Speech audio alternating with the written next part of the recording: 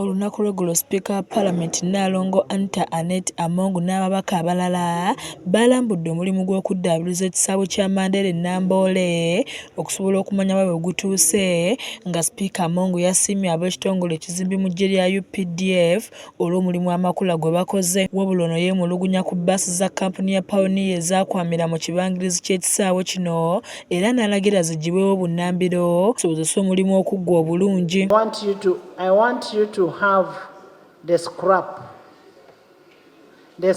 that is at Namboole, out of Namboole, using the legal mechanism.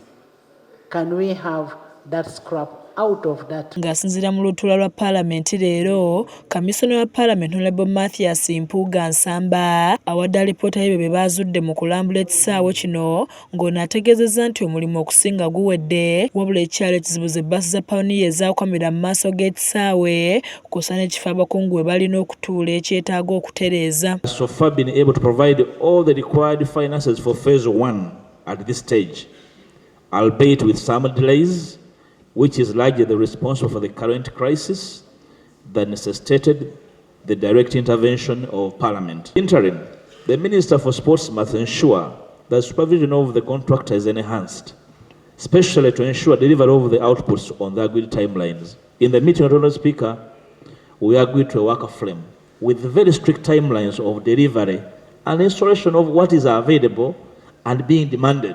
And somehow, probably it speaks to what the former president said, that if they were involved, some of these should be already in place because they're in stores and they're not probably considered as immediate and appropriately required. Kigambibwa nti bannyini bbaasi za Pioneer baafuna linzi ku ttaka ly'ekisaawe ya myaka 49 nga ensonga lwaki bakyakuumiddewo bbaasi zaabwe, nga kino Minisita omubeezi w'ebyemizannyo Honorable Peter Ogwang akyogeddeko ng'agamba nabo kyabasukkako. Getting the drawings of that stadium, it was a hassle. We had to.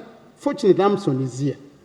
Do you know one officer was refusing to avail the drawings of that stadium for purposes of wanting government to pay him money? So these are some of the issues which are coming up, which have made the delays of the renovation of the stadium, not the contractor. Speaker Annette Among alagidde akatabo ka Paalamenti akanoonyereza ku nsaasaanya y'ensimbi mu bitongole bya gavumenti aka Kosase okunoonyereza bazuule buti aba kampuni ya Pioneer gye baafunamu linzi ey'emyaka 49. Kosase should thoroughly investigate ULC on how they got that sublease, how much money they got, where they declared it from. We need to know how much money has been collected, and even now, when the lease has expired, how much money Mandela National Stadium is demanding from Pioneer buses. Bbaasi za Pioneer zaasimbibwa mu kibangirizi ky'ekisaawe ky'e Namboole emyaka egisoba mu 10 emabega,